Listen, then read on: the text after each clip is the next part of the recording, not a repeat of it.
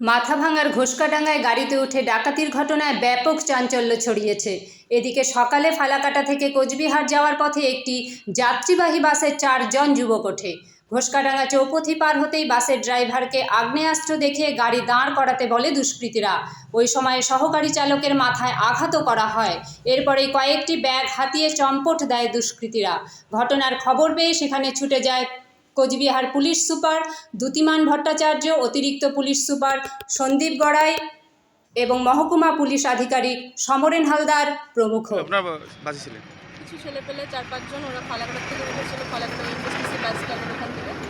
তারপর ওরা পেছন দিকে গিয়ে বসে, একজন আমার সামনেও বসেছিল। তো ওর কিছুদূর আসার পরেই ঘোষাডাঙ্গা পার করার পরেই সামনের দিকে এগিয়ে আসে। যখন ছেলেটা একজন এগিয়ে আসলো, আমার এখানে ঠিক ধাক্কা লাগে। আমি বুঝতে পারলাম যে ওরা সামনের দিকে যাচ্ছে, আমার হয়তো নামবে। তো তারপর দেখছি যে মাঝখানে রাস্তার মধ্যে ওরা ওই ড্রাইভারকে গান দিয়ে পয়েন্ট করে বলছে যে যা আছে, এরকম কিছু একটা চিৎকার করছে। পরে তারপর ওরা ফায়ারও করে, প্লাস ওদের একজনের হাতে কুড়োল ছিল, কুড়োল দিয়ে ওরা কোপ মারে আর কি, গাড়ির মধ্যেই কোপ মারে। তারপর আমি তো আমার গলার মধ্যে যাচ্ছিল, আমি ছিঁড়ে টিড়ে নিচে ফেলি।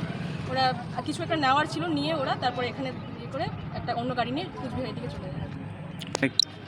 যাত্রীর কার কার কি নিয়েছে ওরা? যাত্রীর কাছ থেকে কিছু নিতে পারেনি। এই সাইড থেকে আরেকটা বাস চলে আসে, বাস থেকে চিৎকার করে যে কী হয়েছে।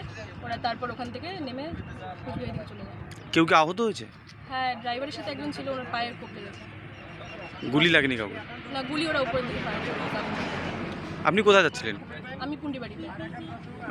ফালাকাটা থেকে? না, আমি ধুবড়ি খালবাড়ি। কি নাম আপনার? পূজা সরকার। কোথা থেকে আপনারা কোথায় যাচ্ছিলেন? রানাঘাট থেকে কুচবিহার। কি হয়েছে? কি রাস্তাতে প্যাসেঞ্জার উঠছে, ঘোষকাডাঙ্গা, আচ্ছা ধূপগুড়ির থেকে উঠছে, ফালাকাটার থেকে উঠছে। আচ্ছা ওরা যেরকম প্যাসেঞ্জার, আমরা তো ক্যাবিনে নেই না, ক্যাবিনে খালি স্টাফ থাকে। ওরা প্যাসেঞ্জার সাইজের ভিতরে বসেছিল, কে কোথায় বসছে জানি না। এই জায়গাটা পার করলাম, যে সামনে যে হাই রোড, এই যে বেরিয়ালটা পার করে ভিতরে গিয়ে সব ভোজালি নিয়ে গিয়ে গাড়ি সাইড করে। এখানে 4-5 জন ছিল। কারণ এখানে ঠেকাতে সাইড করে গাড়ি সাইড করতে ব্যাগ কোথায় আছে, ব্যাগ কোথায় কি আছে করতে করা বলে নেই। আমাকে ধাক্কা দিলে আমি ওখানে করলাম, ফটাফট গাড়িটা সাইড করতে, ওরা বুঝতে হচ্ছে যে কী হচ্ছে। গাড়িটা সাইড করতে আমাদের এগুলো সব উঠায় নিয়ে আমার একটা ড্রাইভার পিছনে শুয়েছিল, ওকে আবার মারছে। কি নাম ওনার? ওর নাম আমার হচ্ছে খোকনদা। আচ্ছা হসপিটালে গেছে আসতে। হ্যাঁ, এখনই চলে আসবে।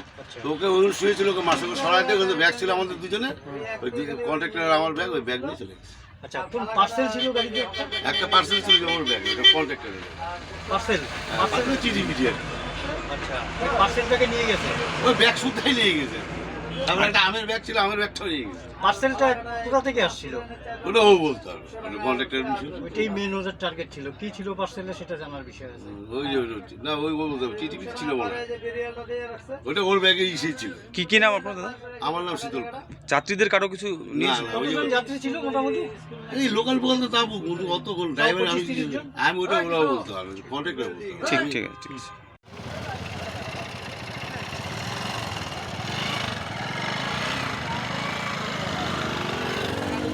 দেখি বুঝতে পারছি।